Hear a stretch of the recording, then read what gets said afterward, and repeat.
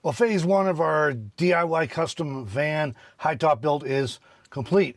This video, I'm recording this on October 31st, Halloween 2024.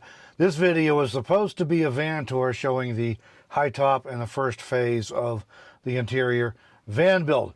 That video is supposed to be recorded earlier this week while we were out camping in the Wyoming wilderness, which was our plan.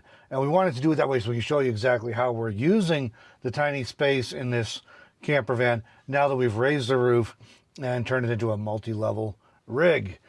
Unfortunately, we had a pretty major winter storm blow through between Monday evening and Wednesday this week, and you know, the thing about wisdom being the better part of valor, we decided maybe we better wait till the storm was done.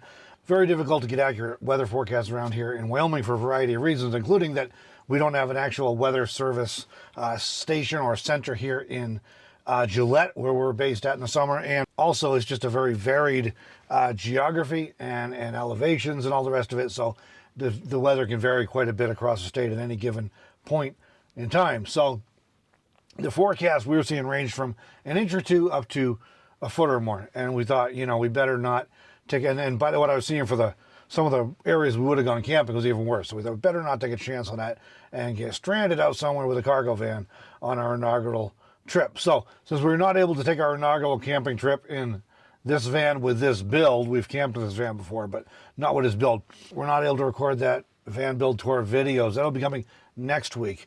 Instead, I'm going to record a short series of videos that I kind of been planning to do this one way or the other anyways, to respond to some of the questions and comments from the DIY custom van high-top build series. And like I said, it's Halloween as I'm recording this, so what are you doing for Halloween? We're supposed to be going to a trunk or treat event at church tonight. The grandkids were all going to be coming by, a bunch of neighborhood kids, all the rest, but it was canceled due to our lovely fall weather. Instead, I'm playing an electrician this evening for Halloween. Actually, we'll be hanging out at my parents' house while the grandkids come over, but I need to replace a breaker in their panel box. It's going bad, and we tried to replace it last week, and it's a little bit older, so we had to not readily available anymore, so we had to find an electrical supply place and order it, and it took a week to get it in, and it arrived yesterday. So we're going to get that in this evening while we wait for the grandkids to come over, and my parents already bought a ton of candy. We were going to buy candy yesterday when we found out that the trunk or treat thing was canceled, so we didn't end up getting any. So anyways, why a DIY custom van high-top build? Now, some of you probably watched the original introductory video to this series and have followed along with each video, and you may already know all this. But it's also evident from some of the comments that I've been seeing on this number of videos that many people started watching somewhere along the way, which is to be expected, and may not really understand what we're doing and why we're doing it. So I thought I'd unpack some of that in a video now that it's kind of getting done, and we'll be, like I said, next week we'll be doing the tour. So why did we undertake this huge project of DIY custom van high-top build? And it was a huge project, I assure you of that. I knew it would be. One of the reasons I procrastinated about as long as I did was I knew it would take weeks. It would be a multi-week project. I didn't know how many weeks, but I knew it would be weeks to do a project like this. So here we go. Number one, the trailer is not roadworthy and is not worth repairing. Our travel trailer, 21-foot travel trailer we have, it's a Aerolite by Dutchman. It's 1996. It needs new axles, and they're the Dexter Torflex axles. Needs new axles, needs brakes, needs bearings, needs rims, needs tires. Okay, basically, it needs axles, and it does need brakes. The rest of it needs to be upgraded so that it's modern, and we can actually get decent parts for it and repair parts as we needed. And that's kind of the time to do it. All of that would cost at least $5,000. And the trailer is failing structurally. It's an ultralight, and it's nearly 30 years old, and it's just kind of falling apart. So spending $5,000, which is already more than that trailer's worth, would not even begin to address the structural problems. So it's old, and it's not worth fixing. And we can't keep towing it around unless we want to spend a fortune fixing it up. The van is not a great option for towing a 21-foot travel trailer in any case. So it's a 1-ton Super Duty, but it is not really designed for towing a trailer of this size and weight distances. It's fine moving it around town. Technically, the trailer is well within spec for what the van is designed to be able to tow. However, the van is old, so it doesn't really perform like it would have when it was brand new. The van tows the trailer fine under ideal conditions. It tows it fine around town, but it really struggles more than I would like when it comes to long grades or windy days, which in the area we travel in, you can try and plan around it and not be on the road when it's going to be windy, but sometimes you just get surprised. So I'm not comfortable straining the van that way because I really don't want to end up with a blown engine or something, or blown transmission on the side of the road with the trailer in tow. So if we wanted to repair the trailer and spend more than it was worth to do it, we would still need to upgrade the van to a more suitable tow vehicle, which has left us in a bit of a conundrum because it's limited our ability to get out camping this summer. It's limited our ability to do some traveling, and it was definitely a crisis point. If we wanted to go to the desert again this winter, which we do, we had to address this. Looking from there, if we wanted to be able to tow the trailer, trucks are overpriced and not worth the money, in our opinion. We spent months looking at trucks that would reliably tow the trailer. Ultimately, we decided trucks are overpriced and not worth the money. Any trucks that we might have considered based on price either needed significant mechanical work and or had more miles already than our old van did. Doesn't make a lot of sense. RVs are overpriced and not worth the money, in our opinion. We spent some time looking at RVs that would meet our needs. Ultimately, we decided they're overpriced and not worth the money. Any RVs we might have considered, again, based on price, needed significant work. And frankly, RVs do not have the best track record for quality and reliability, and I'd rather build my own on a solid platform. I do have the ability to do that, so why not do it, right? Again, some people are happy with a truck, go for it. We'd love a four-wheel drive truck too. We're just not going to spend for them. Some people love their RVs. That's great if you love it, if it works for you, if the price works for your budget. We weren't willing to do it at what they're going for these days. High roof vans, we consider those too, and they're overpriced and not worth the money, in our opinion. We spent some time looking at high roof vans, namely ProMaster and Transit. We're not interested in a Sprinter, so didn't even look at them. And, you know, the things that we thought would meet our needs, ultimately, they're overpriced and not worth the money, in our opinion, again.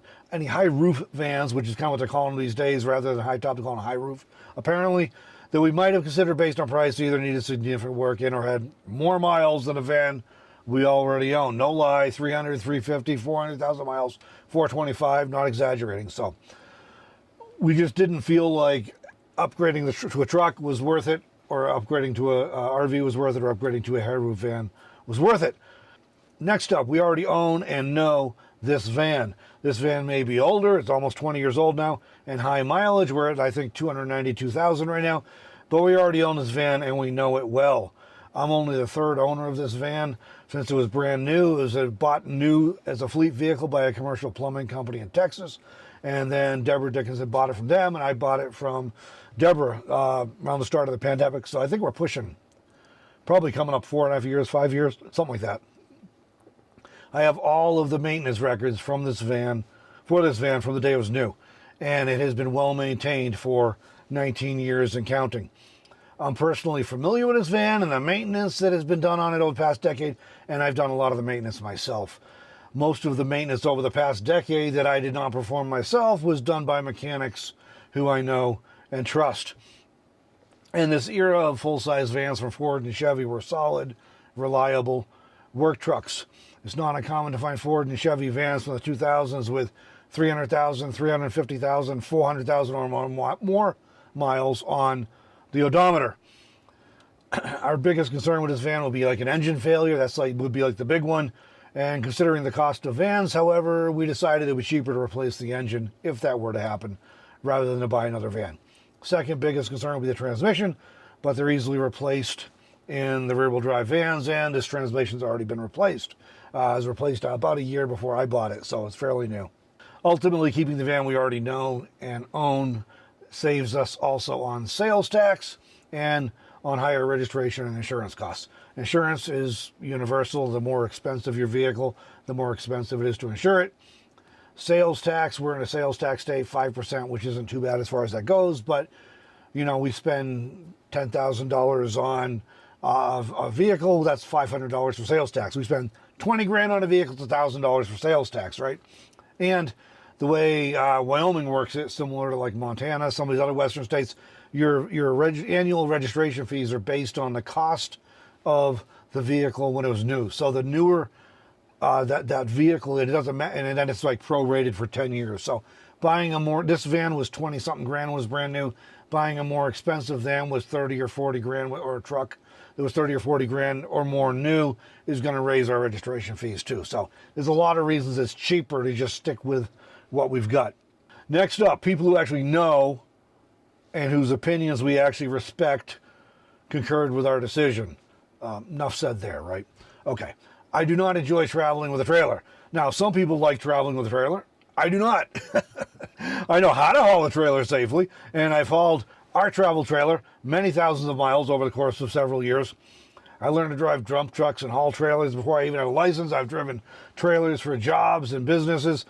I know how to do a trailer. I don't mind hauling it for work or other projects, but as far as traveling, I do not enjoy traveling with a trailer for the simple reason that it does not fit well with my traveling style. I'm much more seat of the pants, impromptu, just want to explore, and hauling around a travel trailer just doesn't fit with the way I like to travel. So next, we needed more space and a better build to travel in a van as a couple. Now, traveling long-term in a full-size standard roof van, which like this was, as a single person is doable, but tight. Frankly, I upgraded to the trailer several years ago because I wanted a little more room as a single person in this van. And I debated putting a Hightop on it then, but didn't do it. Maybe I should have. Traveling long-term in a full-size van without a Hightop as a couple is very, very, very tight. It's tight going camping for a weekend, frankly. Now, I know a limited number of couples who have done it, and I do mean a limited number. I'm sure there are more out there that I don't know about, but not too many, I don't think. It's kind of uncommon because it is a real challenge, and it's definitely difficult. We have an added complication in all of that we're not retired. I'm a digital nomad, and I work full-time from our vehicle, whether it's this van as I'm traveling, which was the thing for a while, whether it's from the travel trailer as we're traveling, so I have to be able to work. And that's how, in order for me to do my job, I needed space in our vehicle to work so that I can earn the money to fund our travels. And a workspace, frankly, kind of cuts further into an already very small living space. Now, I have worked in the swivel seat up front. I've worked in front passenger seats in other vehicles I've owned over the years as a digital nomad. That's rough ergonomically. My shoulders and neck are all bunched up and is not efficient. And now with the work I do these days of video and stuff, I'm working with a laptop and an external monitor and a trackball and an external keyboard and external hard drives and a whole lot of stuff going on. Headphones usually. So I got a whole lot of stuff going on. I need a little bit of desk space to maintain all that. So we needed a place where I could work, and trying to do that in a standard roof van just wasn't going to happen. We looked at RVs, and again, we were going to be, we didn't find anything that worked for us. Building a DIY custom van Hightop on our existing Ford E350 Super Duty cargo van / camper van allowed me to have a tiny but functional workspace in our camper van / tiny house on wheels, whatever you want to call it. I'm sitting in it right now. I'm sitting at my desk right now. And I promise you I'm going to show you the rest of it next week when we can get out and we can actually go camping and we can put some stuff in it so we can actually show you how we use it instead of showing you around an empty van that I think would be kind of boring. So, but I'm sitting at my desk right now so you can see how I can record videos in here sitting at my desk, and I'll sit here to edit as well. All right, next up, we wanted a vehicle for travel that would meet our needs. The bottom line is we have some specific needs and strong preferences when it comes to a vehicle for extended travel or mobile living. Any pre-built vehicle that we could find to purchase would still require customization and make it work well for our needs. We just have some specific things we need to be able to do, some specific things we want to do, notably a place to work, for example. We want to be able to prepare food and cook inside if we want to, but also to do outside. We want a place to be able to sit comfortably and lounge. We want a place to be able to sleep comfortably. We want storage space for our stuff. Then there's some other daily hygiene and all that other kind of stuff. Refrigeration for food, all those kind of things we got to address. We want a vehicle to meet our needs, and any vehicle we could find that we were going to buy was still going to end up getting customized. So again, why not customize the one we've already got? And commercial High-Tops were not an appealing option for us. They're a great option for a lot of people. First up, location. I'm aware of a few high-top companies. The ones I'm thinking of off the top of my head are in California, Oregon, and Washington. I think there might be one in Texas I've heard about. Anyways, they're all like 1,000 miles plus away each direction. So that's quite a bit of gas to go over there, quite a bit of gas to come back. And at least as far as I've always heard on any of these commercial shops, you have to dismantle your old build, which means you have to take everything out, put it in storage somewhere, or leave it home and put it in storage, drive over so they can get in and do it. I don't blame them because I just went through that. You definitely want to get the stuff out of there so you can get to it. So totally makes sense, but it is 1,000+ mile drive, which is quite a trip, quite a bit of time investment, quite a bit of financial investment just for the fuel, plus having to strip everything out. Okay, cost. Again, it's in a lot of ways it's worth it, and I get they got to make a profit of this. Everything I've seen runs from an absolute low end of $4,000 for a not very high top to $7,000 plus if you want 24 inches or more and you want windows and insulation and the finished inside and all the rest. That's just a good chunk of change. Now, we spent a lot less than that. We're tallying it, and we'll share it eventually. We do the full video. We spent less than that, but if you did add in our many hours for two of us working on this project, it probably would have been a good deal to, from a financial perspective, just to pay somebody to do it and be done with it in a day. So there is that. Again, I'm not knocking that in any way, shape, or form. It just, we didn't want to do it. And the whole aerodynamic thing that seems to be pretty much universal on commercial tops these days significantly reduces your usable interior space. You have those front and back storage and whatever, you don't get much use of them because your top is slanted and sloped. Your sidewalls slope in, so you don't have the storage there. And then you got all this fiberglass and all this sloping and curves and all this jazz. Good luck putting solar panels on there. Now, I know you can put some solar panels on there, been there and done it. We wanted a lot of solar panels. We took up half of our roof, this van, putting on 400 watts. We got room to put some more on still, which we might want to do at some point. We would not have gotten 400 watts, I don't think, on most, if any, commercial fiberglass high tops. So those are the reasons we didn't go with the commercial one. And final reason that we decided to do this DIY custom van high top build, we wanted to see if we could do it. I had thought about trying a DIY custom van high top for years. Over the past decades, I have worked as a remodeler and a residential and commercial maintenance guy, so I have the necessary skills to complete a build project like this. So I knew I could do it. Over the past 10 years or so, I've been involved in multiple full or partial van and RV build projects. None of that stuff I've built has fallen down ever.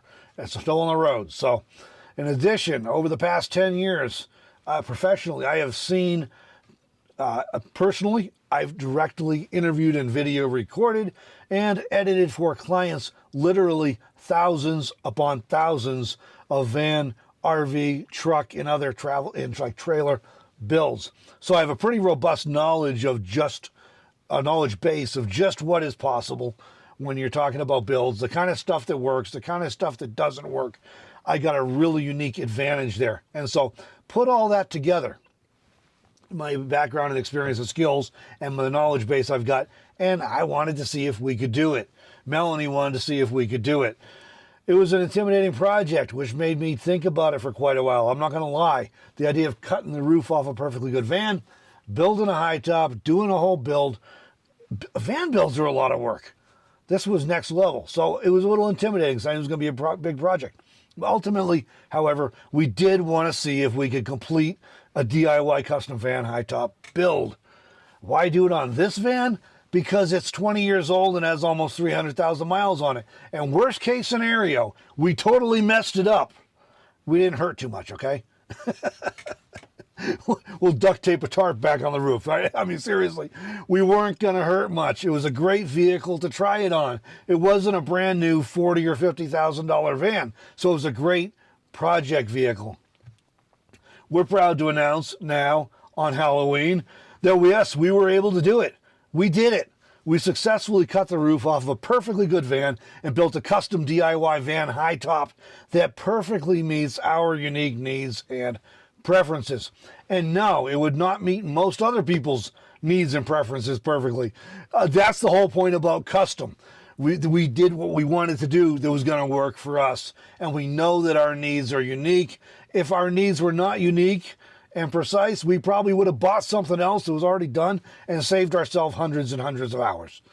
It would have been easier, okay? We wanted to do this because we wanted to know something that worked for us and met our needs, was in the budget we wanted to be in, and we just wanted to see if we could do it, and we did it.